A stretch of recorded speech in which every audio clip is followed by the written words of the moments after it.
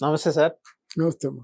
Sir బెంగుళూరులో జరిగిన rave పార్టీలో ప్రముఖులు ఎవరెవరు ఉన్నారు? ఎందుకంటే కన్నడ నటులున్నారు.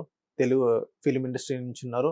అండ్ ఇంకా కొంతమంది ఎమ్మెల్యేలు గూడా ఉన్నారు అని ఓహ్! కొన్ని వార్తలొస్తున్నాయి. అసలు మీ అంచనా ప్రకారం అసలు అక్కడ జరిగిన ఎవరెవరు ఉన్నారు రేవ్ పార్టీలో? అంటే రేవ్ పార్టీనే కాకుండా అక్కడ రేవ్ పార్టీలో కొకైన్ బాగా వాడారు. హ్మ్. డ్రగ్స్ బాగా వాడారు. ఈ రేవ్ పార్టీలంటే అంతకుముందు అంటే పబ్బులు పబ్బులు అనేవారు కదా! అది కొంచెం పాలిష్ అయ్యి ఇప్పుడు రేవ్ పార్టీ అయింది. బట్ ఇది కూడా ఒక రకమైన బిజినెస్ అనే విషయం తెలుసుకోవాలి. బిజినెస్. ఆ! డెఫినిట్‌గా మనీ మేకింగే. దాంట్లో డబ్బులు చేసుకుంటారన్నమాట. ప్రముఖుల్ని కొందరిని ఆహ్వానిస్తారు. వాళ్ళకి ఇచ్చినన్ని డ్రింక్స్ ఇస్తారన్నమాట. కొకైన్ ఇస్తారో, డ్రగ్స్ ఇస్తారో, ఏమి ఇస్తారో తెలీదు. కొంతమంది ఏంటంటే దానికి అలవాటు పడతారు. అక్కడ ఫ్రీ మందొస్తుంది, ఫ్రీ కొకైన్ వస్తుంది, ఫ్రీగా అమ్మాయిలు దొరుకుతారు. మనకి ఇష్టం వచ్చినట్టయితే వాళ్ళతో అలాగ ఆడుకోవచ్చు. ఆటంకాలుండవు. పోలీసులు ఉండరన్నమాట. మరి దురదృష్టవశాత్తు పోలీసులు నిఘా పడింది. దాంతో ఏంటంటే కాకాని గోవర్ధన్ అనే ఒక వ్యక్తి తాలూకు కారు బయట ఉంది. హ్మ్. దాని మీద అనుమానం వచ్చి ఎవరో పరాయి వాళ్ళు అంటే ఆయన పార్టీ కంటే వైసీపీ పార్టీ ఆయన. ఇంకెవరో పార్టీ వాళ్ళు అది కనుక్కొని వాళ్ళకి ఎ ఇస లిస్ట్ ఇచ్చుంటారు. వెళ్తే "ఈ కారు మీదేనా?" అన్నారు. హ్మ్. అంటే "లేదండి ఆ కారు నాది కాదండి" అన్నారు.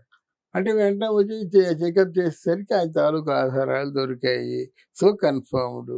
ఇప్పుడు లిస్ట్‌లో ఏం చేస్తారంటే లోనకి ప్రవేశించినప్పుడు వీళ్ళకి విషయాలు ఏమి వాళ్ళు చెప్పరు, వీళ్ళు చెప్పరు. వీళ్ళేంటంటే నేను సో అండ్ సో హేమ నేను అని ఐడీ నంబర్ ఏదో పిన్ నంబర్ చెప్పినట్టు చెప్తుంది. అప్పుడేంటంటే వాళ్ళు నోట్ చేసుకుంటారు. వాళ్ళు పంపించేస్తారన్నమాట. అందువల్ల అందులో ఆల్రెడీ ఎవరెవరు అందులో ఉన్నారో రికార్డెడ్‌గా ఉంటాయి.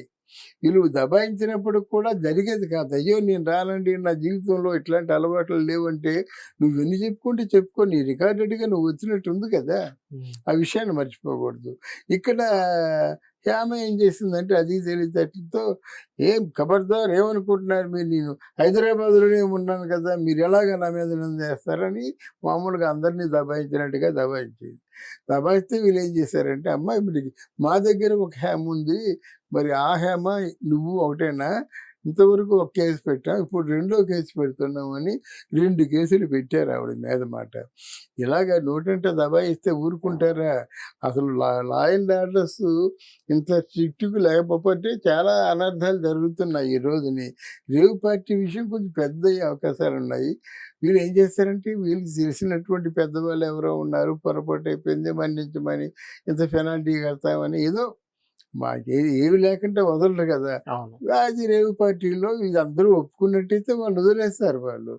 ఎంతో పెనాల్టీ వేస్తారన్నమాట అంతే. ఇంకెప్పుడు ఇది ఇట్లాంటిది పునరావృతం కాకుండా ఇంకోసారి ఏదైనా పార్టీలో కనిపిస్తే కఠినంగా శిక్షించండి అని రాసుకోవాలన్నమాట. అది. Thank you sir. Thank you అమ్మా.